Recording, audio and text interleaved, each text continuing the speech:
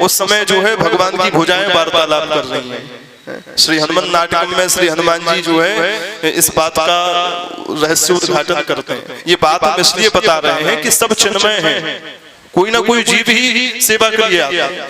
भगवान की भुजाएं ही वार्तालाप करती हैं। कौन सी भुजाएं? भुजाभ्याम साधु वृंदाभ्याम। जिन भुजाओं ने साधु संतों की भक्तों की रक्षा करने का संकल्प ले रखा है वो भुजाएं वार्तालाप करती हैं।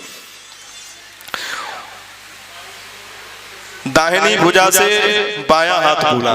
कब? जब राम जी युद्ध कर रहे हैं तब रावण के साथ। आकृष्टे युधिकार मुके रघुपते वामो ब्रवीत दक्षिणम। बाई भुजा दक्षिण भुजा से बोली। कब? युधिकार मुके, युद्ध के समय। बाई भुजा क्या बोली? अरे दाहिने हाथ दाना दान सुभोजने सुपुरतो युक्तम के मिथम। तब जब जब दान देने की बात आती थी तो हे दाहिने हाथ तुम आगे रहते थे। शास्त्र कहता है दाहिने हाथ से देना चाहिए। जब जब अनुष्ठान जब जब माला करने की बात आती थी, कोई भी कार्य करने की बात आती थी तो हे दाहिने हाथ तुम हमेशा आगे रहते थे। यहाँ तक कि भोजन की बात आती थी तो भोजन में भी तुम आगे रहते थे। परंतु आज जब रावण के सामने युद्ध करने की बात आई तो तुम पीछे चले गए, हमको आगे कर दिया। युक्तम के मिथम। तब क्या ये तुम्हारा व्यवहार ठीक है? वामो ब्रवीत दक्षिण।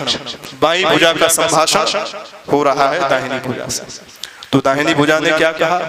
श्री हनुमान जी महाराज कहते हैं वामान्य पुनरब्रवीत। वामान्य जो वाम से अन्य था, दूसरा था, अर्थात जो दाहिना था वो बोला पुनरब्रवीत। उसने उत्तर दिया, प्रत्युत्तर दिया। सुनो, तुम जो आक्षेप लगा रहे हो कि दाना दान सुभोजने सुपुरतो, ये बात ठीक नहीं है। तुम कह रहे हो कि आज हम पीछे चले गए तुमको आगे कर दिया ना। ममना भी, मैं डरा नहीं हूं। तो फिर पीछे क्यों गए? पीछे तो वही भागता है जो डरता है। पीछे क्यों गए? तो वामान्य पुनरब्रवीत ममना भी पृष्ठुम जगत स्वामिनम।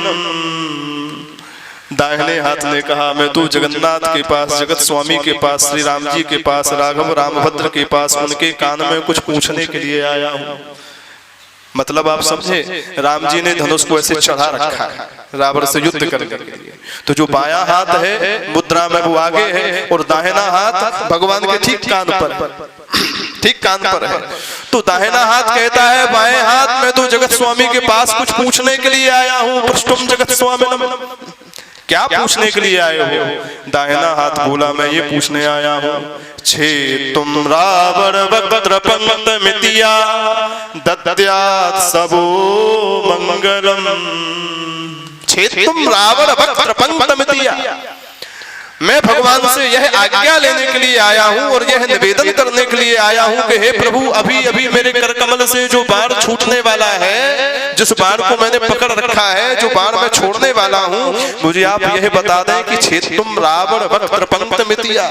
रावण के दशानन के 10 सिर हैं, मुझे इस बाण से एक ही सिर काटना है अथवा एक ही बाण में 10 सिर काटना है। मैं ये आज्ञा लेने के लिए आया।